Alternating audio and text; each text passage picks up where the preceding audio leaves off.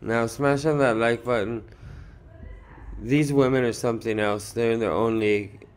Las Marucheras, the death squadron of the Northeastern Cartel, or the New School Zetas.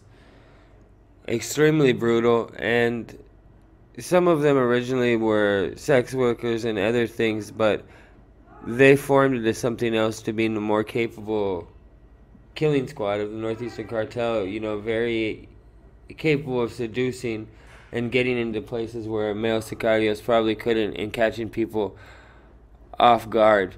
Now, there's actual videos of them on the internet talking about how they're going to smoke someone. They've surrounded someone's house.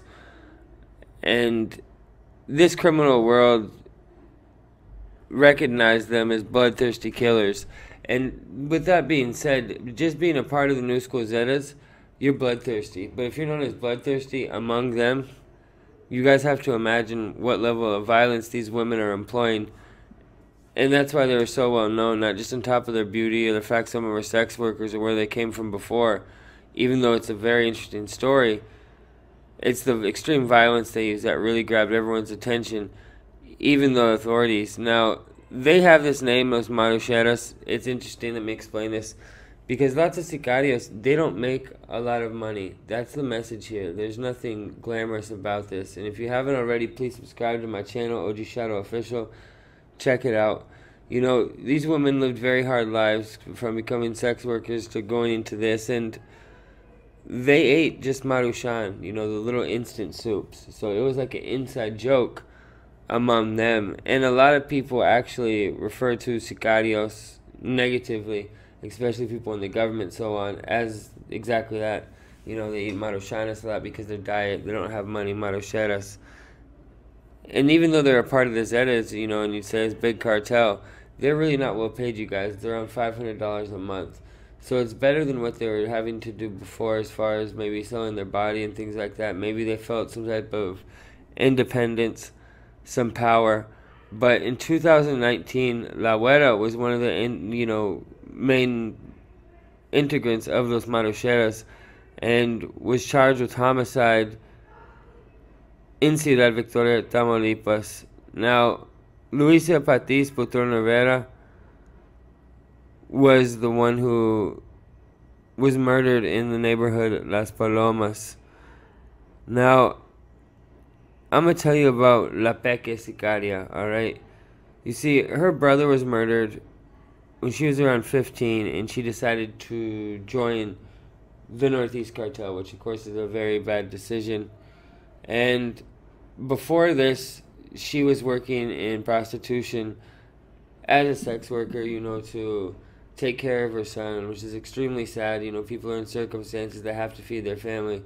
And I understand that. My heart goes out to them, especially someone like this who has to feed her son.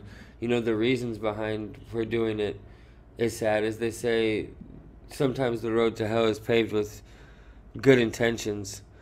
Now, after her brother was murdered, let's get back into this, she wanted vengeance as well, and got out of prostitution, and actually was working very well as a sicario. Extremely well known for being bloodthirsty, and was actually in charge of many decapitations and mutilations of people, and that's what she got a name for. In fact, it's said that, in her own words, if you guys can imagine this, she had relations sometimes with the actual bodies in some way or another. Who knows exactly how she did that or what she did, but she ended up in a prison in Baja California. And in the interview, she said at the best time, her best pay, was 16,000 pesos. So right now, that's around $800 a month. Back then, it was closer to around 13. So let's say she was getting somewhere around 1,000 something a month. All right, that's obviously not worth it. You guys think about that. In the whole month, that's how much they're paying, and you're just doing unlimited killing. It's not like just like one killing a month or anything like that. You're on call 24/7, constantly doing their work. And it might have been better, like I said, because she felt some type of power, some type of independence, was able to get her revenge.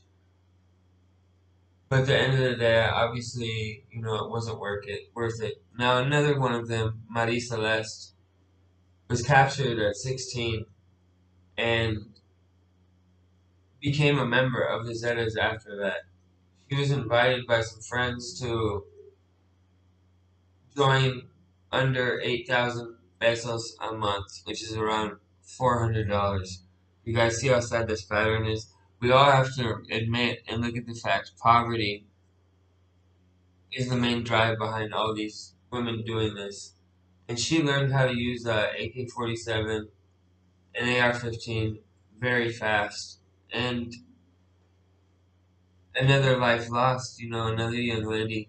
A lot of them, it follows the same pattern as far as unfortunately being involved in prostitution and later being involved in organized crime.